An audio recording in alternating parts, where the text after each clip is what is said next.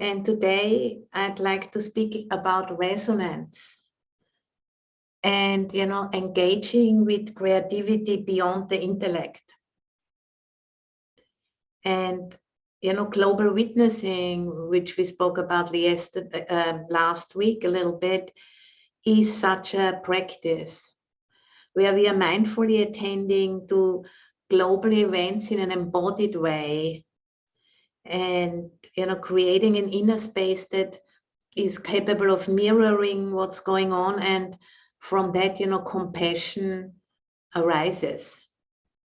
And that's a shift from being just a bystander, mentally, intellectually processing what's going on in the news, and we become more active witnesses by responding through sensing into our bodies and hearts. And of course, the mind is also part of it, but not being completely heavy on the mind, but it's a more full embodied presencing of what is happening. And in this way, we teach ourselves gently to really stay with what we are witnessing, which can be, bring up quite some discomfort and turning towards it again and again, and to the extent, which makes sense, the extent we can hold it. And through this, sensing of our deep entanglement with everything in the world, not only the beautiful, but also the ugly and the broken and the messed up. By simply, sensing into the body and establishing a conscious resonance with what's happening in the larger world, without going into the head and thinking about, it shouldn't be like this, or I must find a solution, I have to fix it, and all of the stories which it can bring up, and taking also an interest actually in what stories are kicked up if we are allowing ourselves to resonate on this level. And then, if we can hold steady with it, we can also, beyond the intellect, touch into this much larger intelligence than our own, human intelligence. And that's what I mean is with engaging with creativity beyond the intellect. And, the core competency for this work is sensing into the body, which means, becoming conscious of the sensations which are arising as we are, bringing up a certain part of the news, or it can be either, bringing up consciously in the mind, or watching, maybe, or listening to a 3, 4, 5 minute report. And at the same time, staying really grounded in the body and staying connected with this embeddedness into a much vaster world space. And from this grounding, we can then, develop a relational and even systemic sensing as well. But only if we stay grounded in the body, and that's, of course, a practice which needs to be trained. I'm just seeing that there's a message. Aya, are you saying engaging with gravity or engaging with creativity? Creativity, I said, in this context. Yes, engaging with creativity beyond the intellect. My accent is sometimes maybe a little bit hard for some of us. Yeah, it's creativity. But also, by being conscious of the sense of gravity, which gently pulls us to the planet, there is a certain grounding which comes from that. And then from that grounding, we can engage with the creativity. The gravity and the creativity, we need both. It's a good question, thank you. So, and now I'd just like to, guide us in a meditation where we can do exactly that. First, grounding in the body, and then opening up to this creativity beyond the intellect. So, as we are sitting here in this space, to just be present here in a way, we are also, all of us contribute to this space. All of us contribute to this little pod, virtual pod of practitioners who are interested to hone this capacity to sense into the deep embeddedness with the more than human world. And from that deep embeddedness, we are resourced enough, that we can actually witness some of what's going on in the world in a much more conscious way than usual. And through that witnessing and opening up to what is happening, we are also potentially tapping into this creativity, which is always already operating.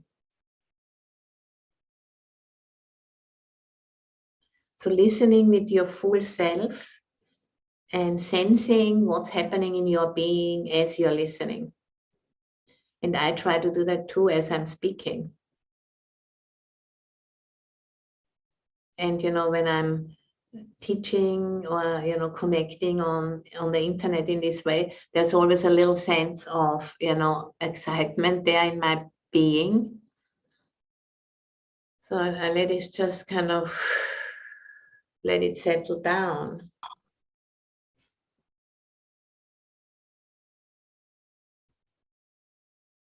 Let that excitement just go into the ground.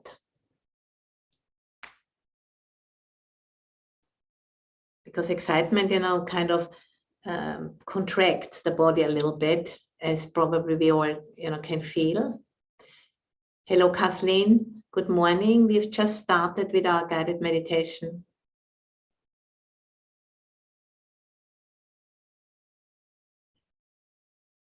So gently connecting with the body sitting here and allowing the breath to take you into the body.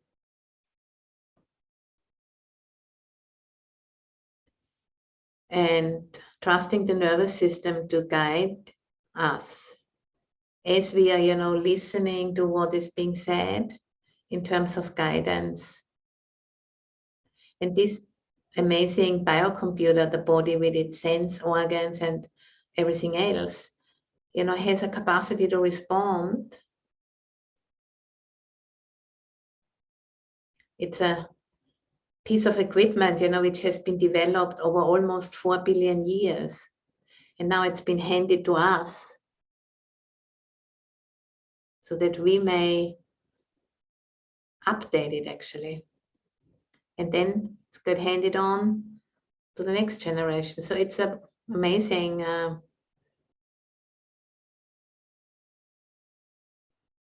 amazing life which we are part of, a life force.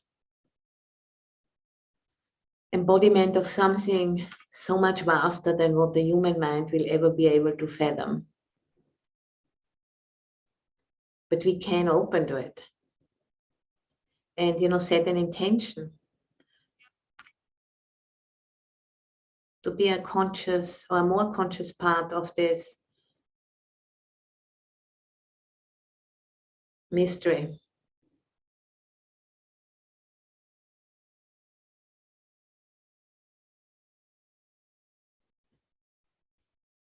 So maybe, all of you, we can all set an intention or maybe remember why you have come this morning, why you're joining us.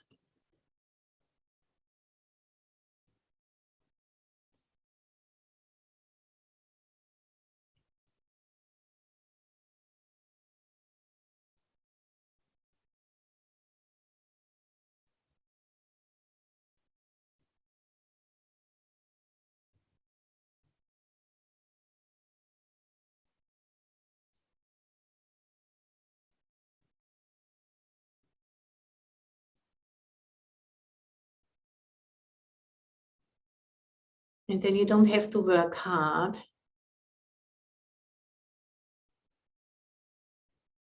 And just take a little screenshot what you are bringing to this meeting, your inner state, the mind, emotions, and the body. They are intertwined, like a braid.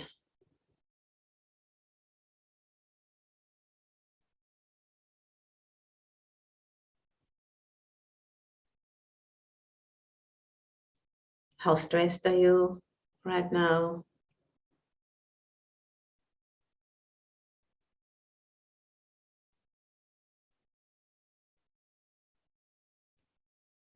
If at all.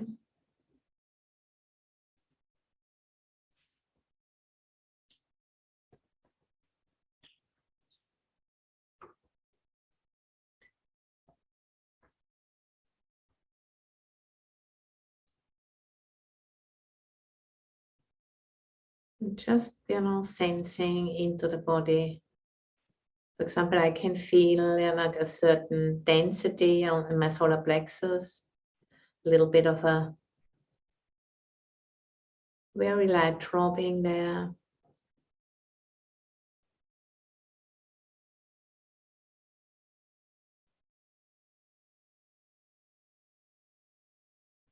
That's how transformation works, by directly sensing rather than thinking about it. Because, I could also say to myself, I'm really a little bit, excited or a little bit kind of, there's a bit sense of concern. Will I do it right? Or I can just drop all of those stories and I can just experience the bodily representation of those emotions.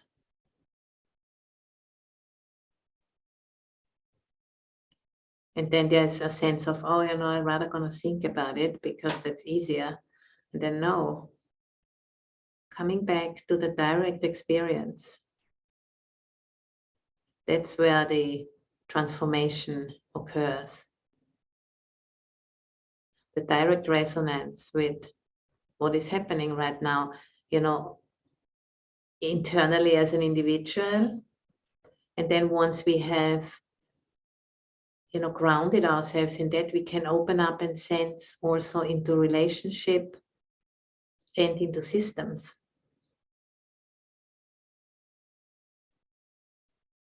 And that's what global witnessing is all about. But first we need to prepare the ground of our own instrument, which is the body and the mind.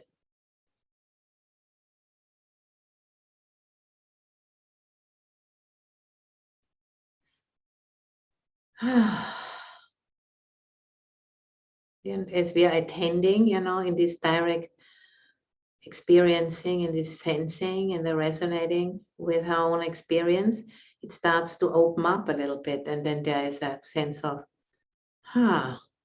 being in a bigger space internally. Just by simply attending to what's present in this direct way of sensing.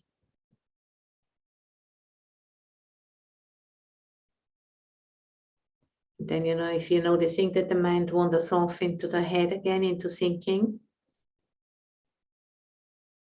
just gently bring it back and allow that direct sensing to open you up. To open you up to a much bigger world, space.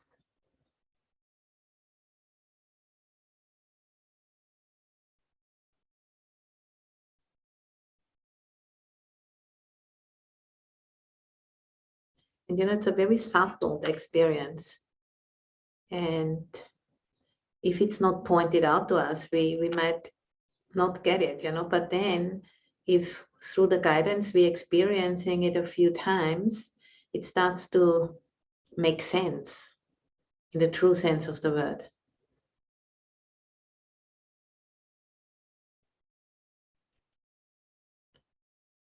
That kind of feeling of alignment and coherence, which comes about if something makes sense, rather than us, trying to project meaning onto it, which is an intellectual undertaking.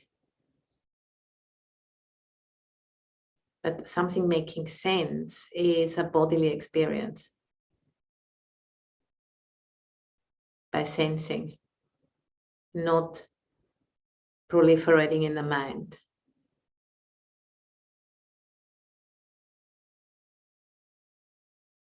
And because of our conditioning and schooling in particular, we have been not taught that. We have been overemphasizing the meaning making, the intellect. And now we are coming to a time in our evolution where we need to come back to our senses if we want to continue to stay here on this planet.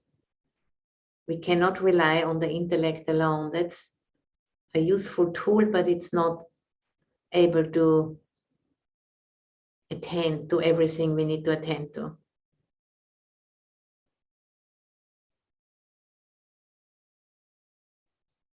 At this time, on this evolutionary threshold, we are again on such a threshold where we have to grow up into a bigger capacity, which is totally possible because it's all there. We just need to start to use the capacities which are there. Not being so hooked on the old ways, opening up to something new, like learning a new skill, which is laying dormant in us. Just need to activate it. And that's when the wheels are rusty, there's a bit of a resistance and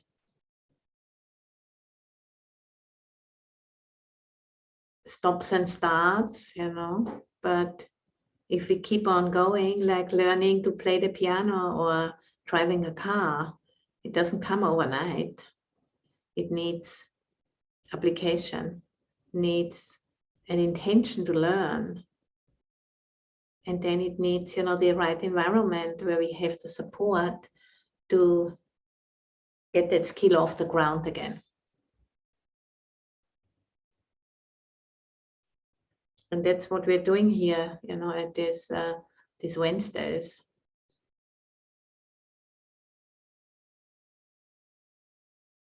I'm doing it, for the benefit of all sentient beings.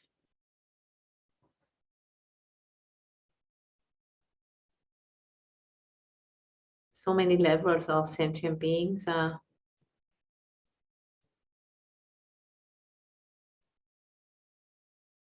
co-inhabiting this world with us. Some are inside of our bodies, some are inside of our living space, some are outside, some are above.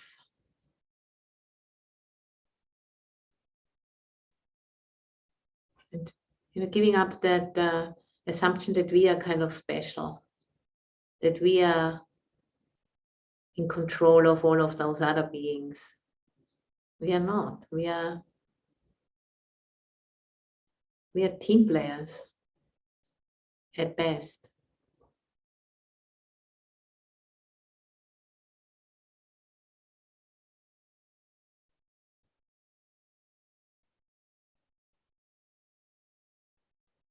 And we never cut the umbilical cord towards the biosphere, the planet, which really deserves the name Mother Earth. Because we are really, emerging out of her.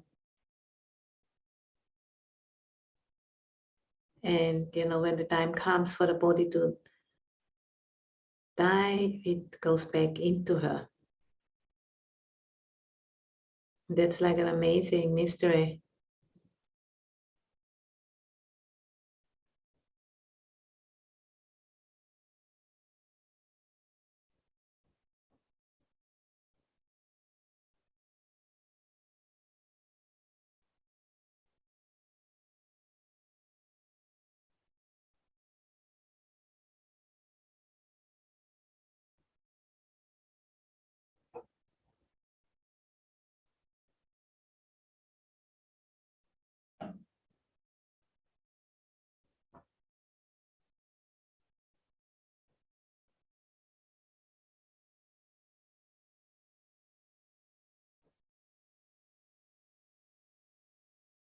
Reflecting on the fact, how we are constantly in exchange with the planet, with the elements, earth element through eating, water element through drinking, fire element, through the fact that in order to live here, we need to be in a certain temperature range. If it's too cold, we're going to freeze. If it's too hot, there's total disintegration and evaporation happening of the body. And through breathing, this is the wind element and space element, which we are sitting inside of. And also there are spaces in the body. And if we don't eat for 1 or 2 months, the body is going to shut down. If you don't drink for 5 days or so, the body, which consists of 75% of water, is going to shut down. It cannot exist without that constant exchange. And breathing, even shorter, 3 to 7 minutes. Some, highly trained beings can do it for 6, 7 minutes.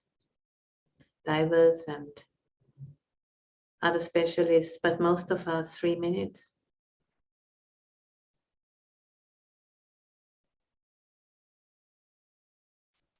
So we are extremely vulnerable in that regard because we are simply part of the planet, and these bodies are like trees with invisible energetic roots into the biosphere.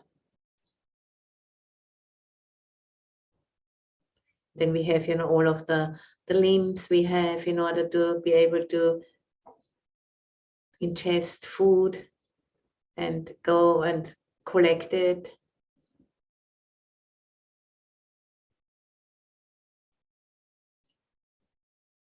And by, consciously reflecting on this, it brings it home, that, we are not separate.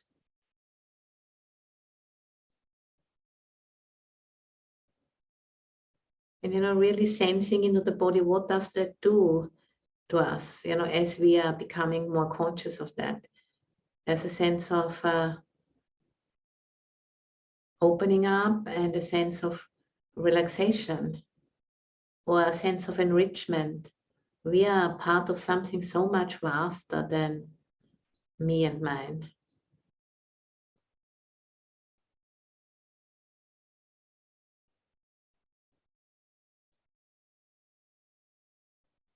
And sensing into how the body meets that.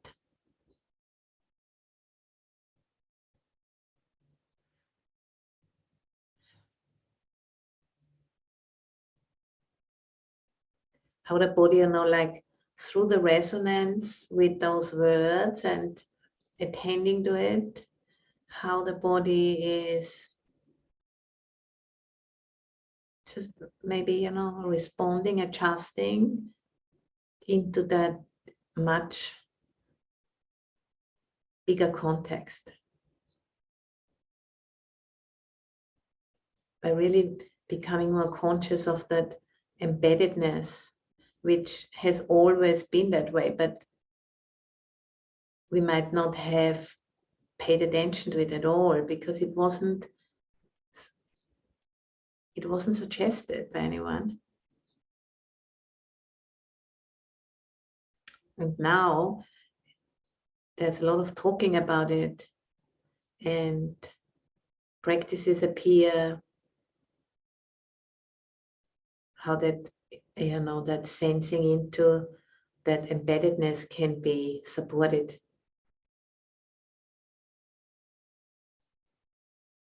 Meditation practices, then people working with plant medicines, that's another way how that can be supported. People, doing retreats in nature.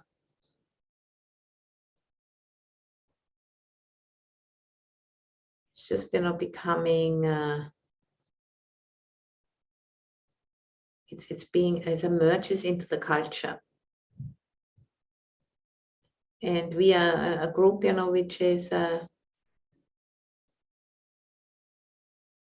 interested in that. We got the message to a certain extent, and now we'd like to really dive into it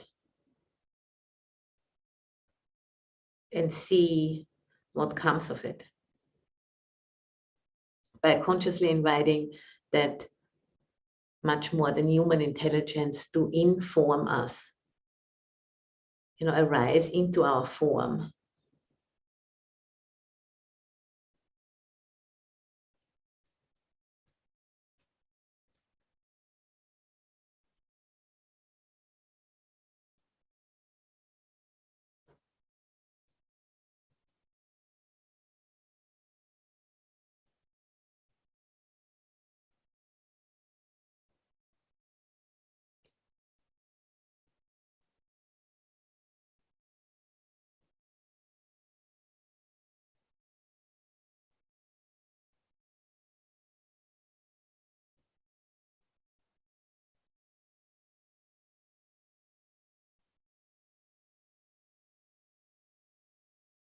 So with the out breath, relaxing into the spaciousness we are sitting in,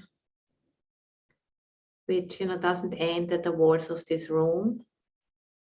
It's like limitless space.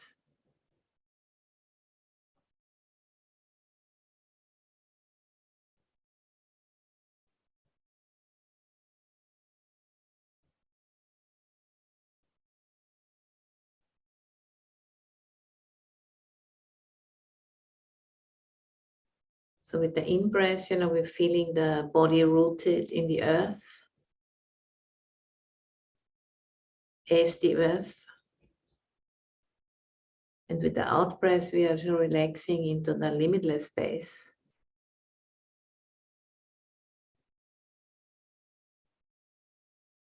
Of an expanding universe.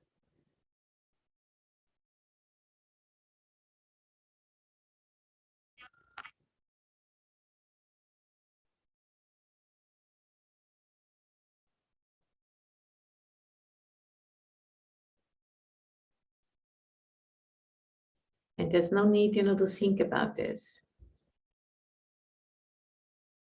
Just allow that to do its work. This is how we are connecting with this much vaster intelligence, by just sensing into it.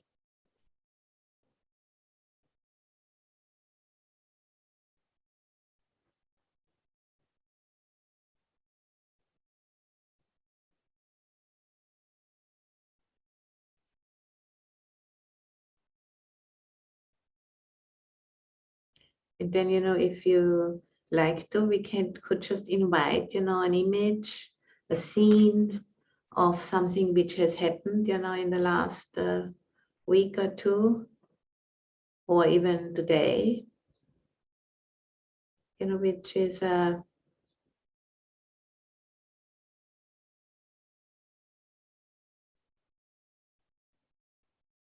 display of what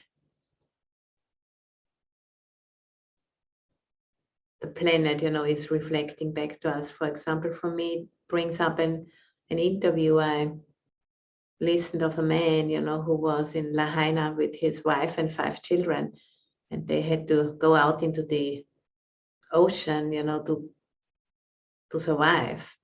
Some of the children were like maybe 2 years old, the youngest one, or 1 year even. And how they survived, and then the shock of that experience, that trauma. And how I felt that when he was speaking.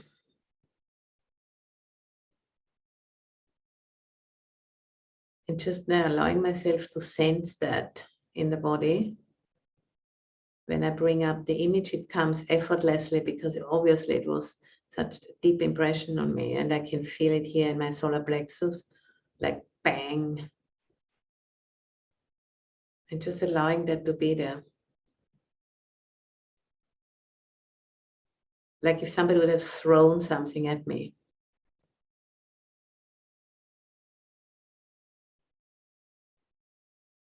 And with the in-breath, just sensing it, the impact, and with the out-breath, relaxing into the spaciousness. Like mirroring the experience of this man.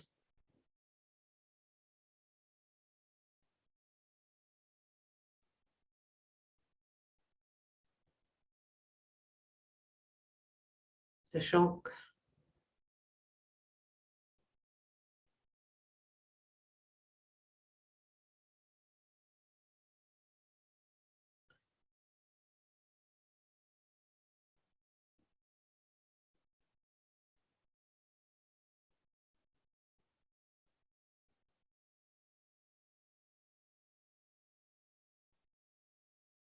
And and in the midst of that, he was speaking about his experience, and then he was sometimes speaking about his children. How great they were, how they related to it, how they were like really all together as a family, and that's why they, came through it.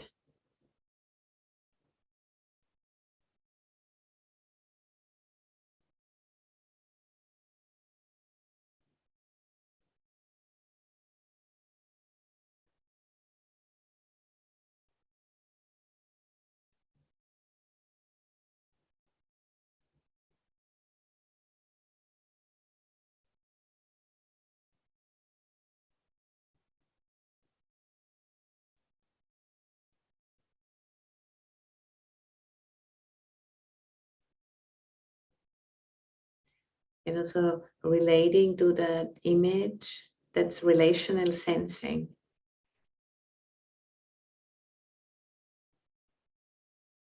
And then, when I saw that interview that was on Democracy Now, and they were also speaking about the systemic reasons, which led to that disaster. The exploitation of the resources in that area, which had once been, a very wet area, actually, very rich in water, and had been completely drained through agriculture and tourism. Now it was like a tinderbox, where less than 100 years ago, it was like a wetland.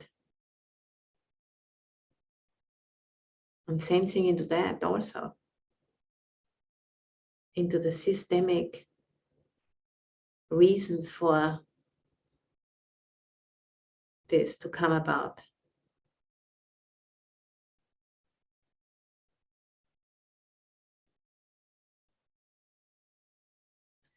And not by thinking about it, but by just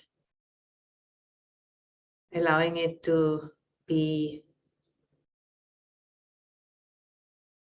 there.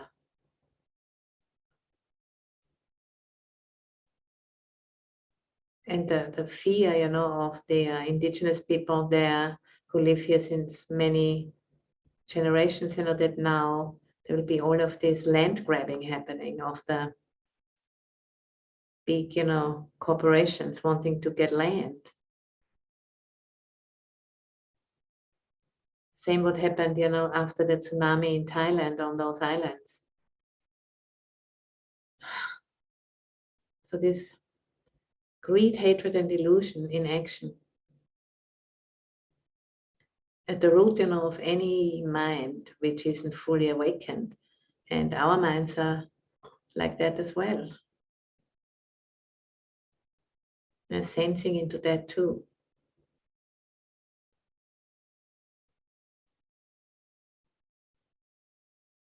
This, ignorance which is at the root of all schisms and isms and polarizations like sexism, racism, capitalism.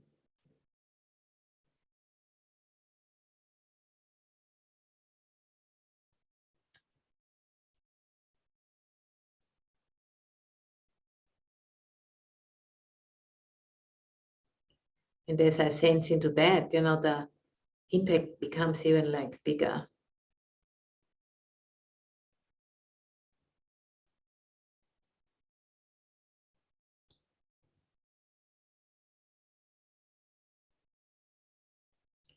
And all of the, personal and collective trauma which lies at the root of all of those.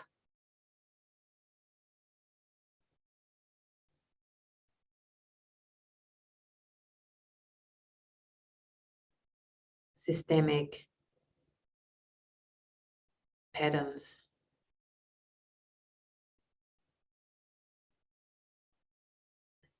And also individual patterns.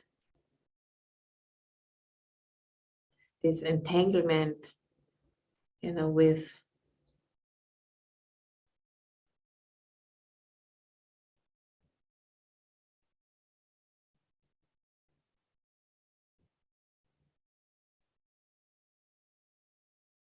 all of those influences.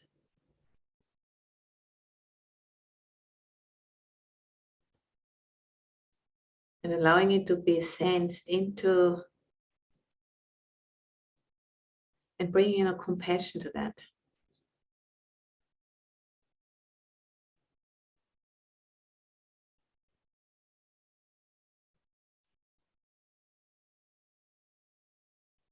The in-breath, sensing into the tangle. And then with the out-breath, with the wish of may all beings be free from harm. Relaxing into the spaciousness. And giving that tangle, that vast, historic tangle, giving it space.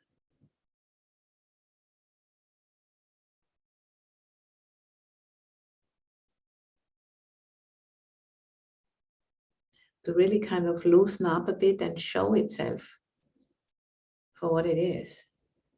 It's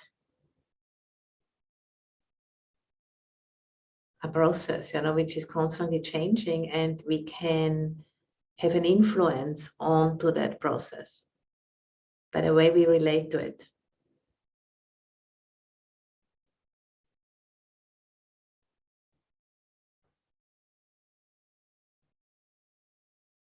It's not like a God-given something, but it's a process which has been co-created, and it can be attended to in a wholesome way.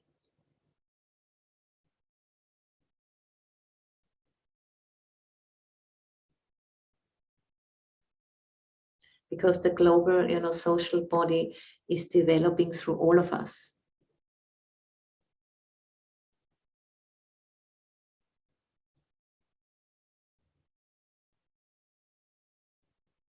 And through our presence and intentionality, we can co-shape those events we witness by, bringing in some different kind of energy. Compassion, interest, kindness, willingness.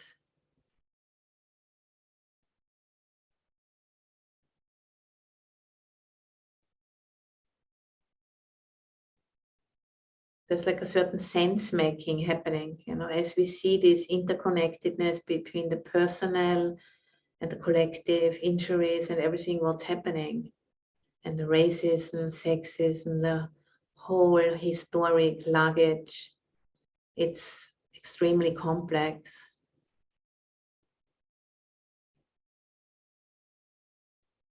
And we can start, where we are right now and what we can sense into by simply doing it.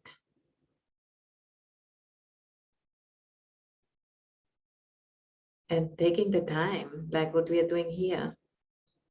Not knowing, what it's going to result in, but doing it anyway, because it's something we can do.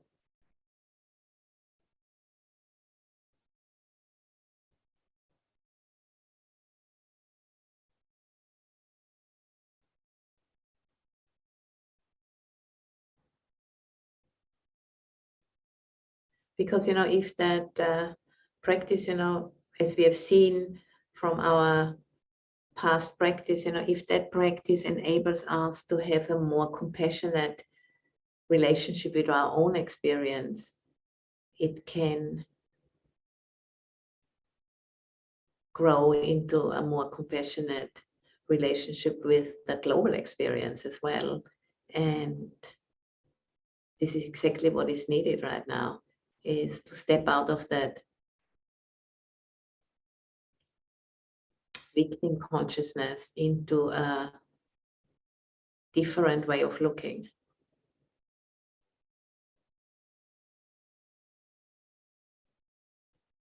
And connecting with a different kind of intelligence, which is so much vaster than the human consciousness and intelligence is.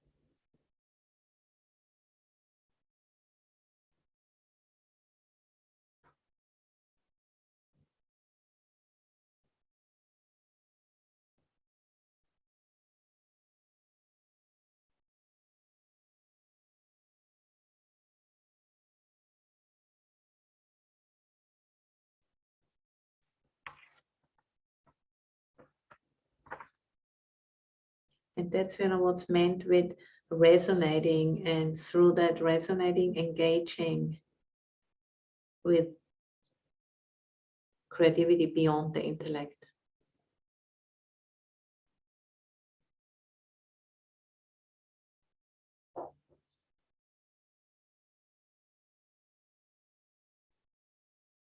Biointelligence, which is all around us, we are embedded in it.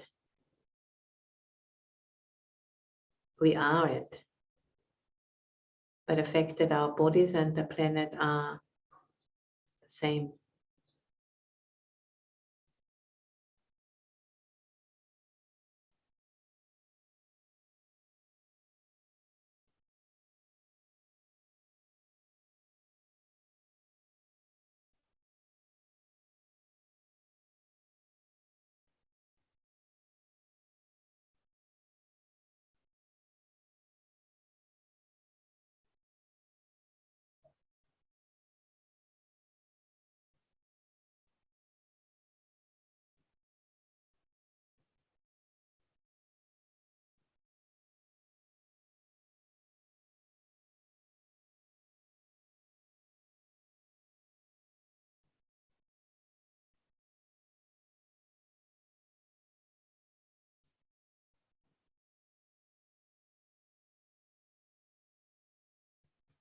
So now, as we are ending the session today, we can, allow the ancestral wisdom also to come into our space. All that has come before us, all what has been learned, all the skills, which have been developed, a blessing from the ancestors, so that we might also become good ancestors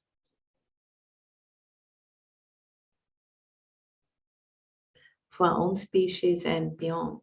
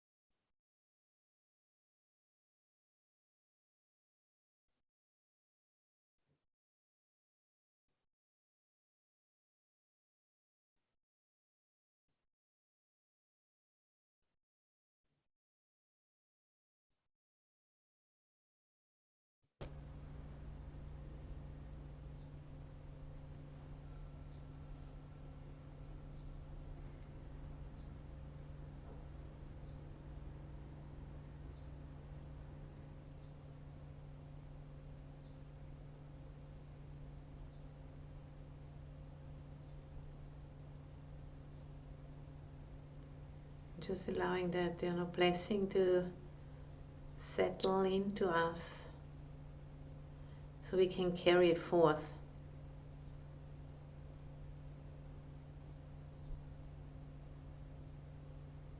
In the midst of it all, the ugly and the beautiful, the sublime and the messed up,